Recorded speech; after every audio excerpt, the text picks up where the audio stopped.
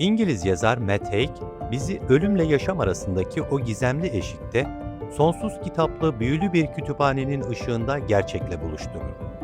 Hayat, sahip olduklarınızla değil, olmaya cesaret edemediklerinizle dolar.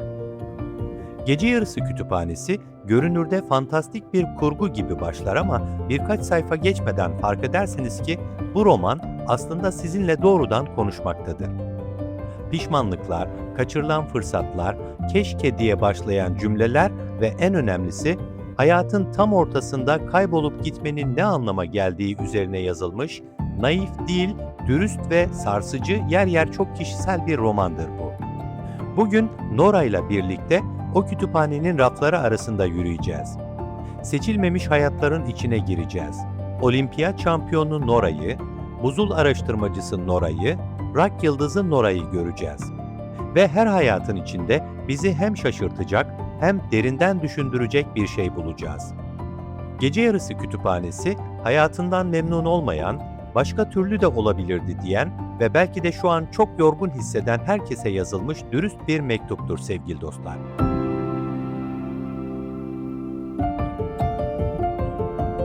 Kahramanımız Nora Seed, 30'lu yaşlarında, hayatının her alanında kendini başarısız sayan bir kadındır. İşi yoktur, ilişkisi bitmiştir, kardeşiyle arası açıktır ve kedisi ölmüştür. Dünyanın en büyük yükü olan yorgunluğu yaşamaktadır. Var olmaktan yorulma. Ve bir gece her şeyi bırakma kararı alır. Ama o karar onu beklediği yere götürmez. Tam tersine, ölümle yaşam arasındaki o eşikte Gece Yarısı Kütüphanesi'nin adını verdiği büyülü bir yere taşır. Ve orada her kitap onun yaşamadığı bir hayatı barındırır. Nora çok yorgun biridir. Yüzme ve müzik konusunda yeteneklidir. Dil öğrenmede parlak bir zekası vardır. Ama bu yeteneklerden hiçbirini hiçbir zaman tam olarak kullanamamıştır. Hep yarıda bırakmıştır. Yüzmeyi ve müzik grubunu bırakır, nişanını bozar, üniversiteyi terk etmeyi düşünür. Her büyük adımın eşiğinde geri çekilmiştir. Ve bu geri çekilişlerin yığıldığı yerde pişmanlık da birikmiştir. Matt Haig, Nora'yı yaratırken kendi deneyimlerinden beslenir. Haig, 30'lu yaşlarında ağır bir depresyon ve panik bozukluk geçirmiş, bunu Nedenler ve Sebepler adlı kitabında açıkça anlatmıştır. Nora'nın içindeki o gri, ağır, anlamsız his, klinik bir tanım değil, yaşanmış bir deneyimin diliyle aktarılır. Bu yüzden Nora, bir roman karakterinden çok gerçek bir insan gibi hissettirir. Çünkü o yorgunluk, artık yetişemiyorum duygusu, her yönde başarısız olma hissi, çoğu insanın en az bir kez içinden geçtiği bir şeydir. Nora'nın hayatındaki son nokta, kedisinin ölümüdür. Voltaire adındaki bu kedi, onun için son bağdır. Ve bu bağda kopunca, Nora o geceyi geçirmeye bir neden bulamaz. Matt Haig bu sahneyi acımasız bir gerçekçilikle yazar. Ne dramatize eder ne de küçümser.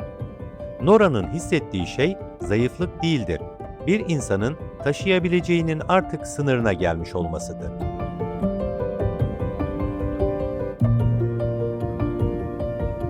Nora o geceyi atlatamaz ama ölüm de ona hemen kapıyı açmaz. Bunun yerine kendini bambaşka bir yerde bulur. Uçsuz bucaksız, sonsuz rafa sahip bir kütüphanede. Her raf, her kitap yeşil bir ışıkla parlamaktadır. Ve orada onu bekleyen biri vardır. Bayan Elm, Nora'nın ilkokuldaki kütüphanecisi. Hayatında onu gerçekten dinleyen, onu gören, kitap öneren nadir yetişkinlerden biri. Bayan Elm, Nora'ya kütüphaneyi anlatır. Bu kitapların her biri senin yaşayabileceğin ama yaşamadığın bir hayatı barındırır. Hangi kararı farklı verseydin kim olurdun? Hangi yolu seçseydin nerede bulunurdun? Bu kitapların her biri açılabilir ve açıldığında Nora o hayata adım atar, yaşar. Gerçekten yaşar. Ta ki o hayatın içinde bir pişmanlık ya da bir şüphe baş gösterene kadar. O an kütüphaneye geri döner. Bayan Elm figürü romanın en sıcak ve en önemli unsurlarından biridir. O bir yargıç değil, rehberdir. Nora'yı ne suçlar ne de pohpohlar. Sadece orada olur. Anahtarı sunar, kapıyı gösterir. Ve bu sessiz rehberlik Nora'nın kendi cevabını bulmasının tek yoludur. Çünkü kütüphane cevapları vermez, soruları yaşatır.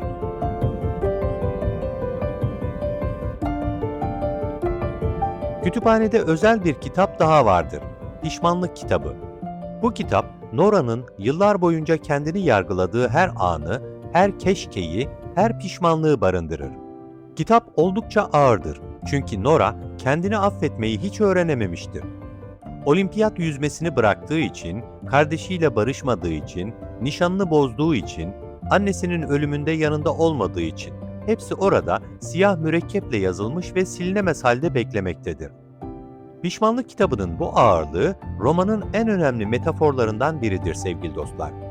Çoğumuz içimizde böyle bir kitap taşırız. Sayfaları dolu, kapağı ağır. Ve o kitabı ne kadar sık açarsak o kadar çok yoruluruz. Nora'nın yolculuğu bu kitabın ağırlığını taşımakla değil, onu okumayı öğrenmekle ilgilidir. Çünkü pişmanlık yanlış yapıldığını gösterir ama yalnızca geriye baktığında ve sürekli geriye bakmak ilerlemeyi imkansız kılar. Yazar Matt Haig bu noktada çok ince bir şey söyler. Pişmanlık seçim yaptığınız anlamına gelir ve seçim yapmak var olduğunuz anlamına gelir. Hiç seçim yapmayan, hiç pişman olmayan biri aynı zamanda hiç yaşamamış biri demektir. Bu yüzden pişmanlığı tamamen silmek değil, onunla barışmayı öğrenmek gerekmektedir.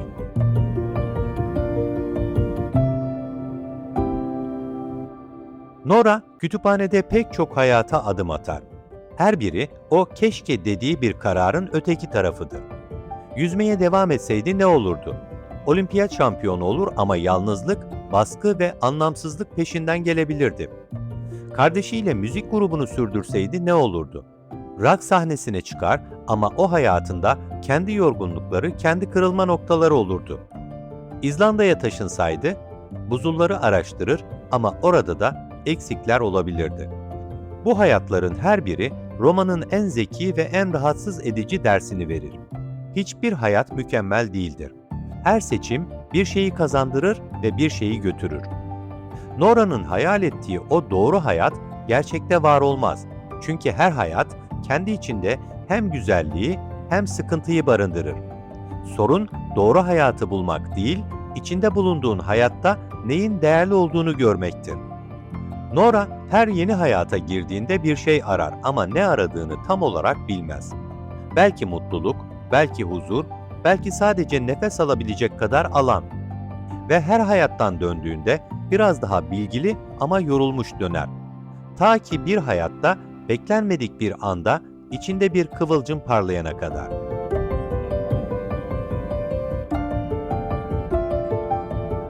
Nora'nın gezdiği hayatların ortak bir özelliği vardır.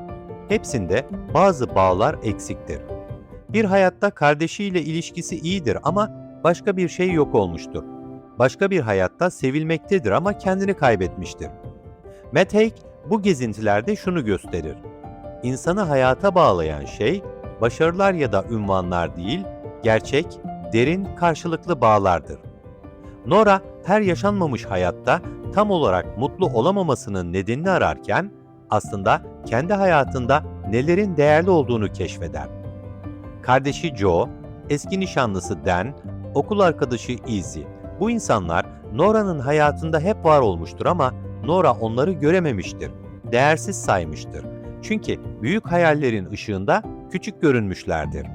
Ve onlar olmadan o hayatlar ne kadar parlak olursa olsun içi boştur. Bu keşif romanın en sessiz ama en güçlü anıdır. Nora büyük bir epifani yaşamaz. Küçük, sıradan bir şeyin içinde gerçeği bulur. Tıpkı hayatın kendisi gibi. En önemli şeyler en sıradan anlarda gizlidir.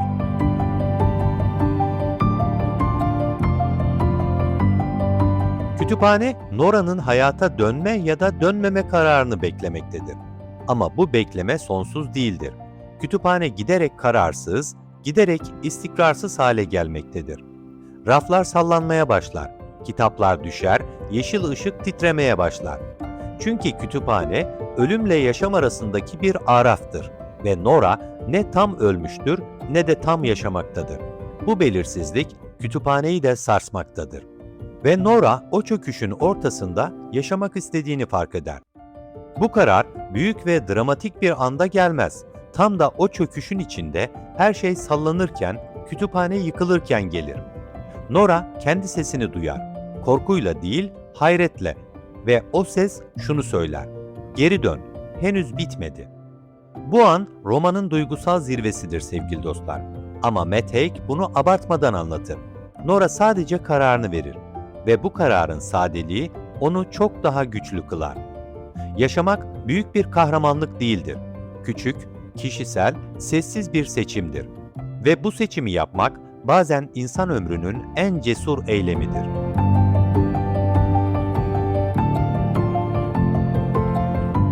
Gece Yarısı Kütüphanesi'ni diğer yaşama sevinci romanlarından ayıran en önemli şey, sahte umut sunmamasıdır sevgili dostlar. Yazar Matt Haig, kendi deneyimlerinden yazdığı için bilir. Depresyon basit çözümlerle geçmez. Hayatının güzel taraflarına bak demek işe yaramaz. Çünkü depresyon tam da o bakışı karartan şeydir. Matt Haig, Nora'ya bu süreci atlattırmaz. Onu o sürecin içinden yürütür. Roman, ruh sağlığı sorunlarını ne romantize eder ne de küçümser. Nora'nın hissettiği şey gerçektir. Acısı gerçektir. Yorgunluğu gerçektir. Ama aynı zamanda şunu da söyler: bu hisler gerçeğin tamamı değildir. Depresyon bize her şey böyledir ve hep böyle kalacak der. Kütüphane ise bize şunu gösterir: başka türlü de olabilir. Ve o başka türlü için tek bir adım yetebilir. Bugünü atlatmak, bu geceyi geçirmek. Matt Haig'in bu roman aracılığıyla söylediği şey bir hayat koçunun öğüdü değildir. Çok daha kişisel ve çok daha dürüsttür. Ben de orada oldum ve geri döndüm. Ve döndüğümde orada olmak istediğim şeyler hala bekliyordu. Sen de dönebilirsin.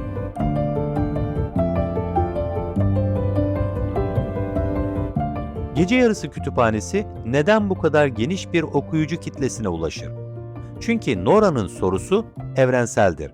Hepimiz zaman zaman şunu sorarız: başka bir hayatım olsaydı daha iyi olur muydu?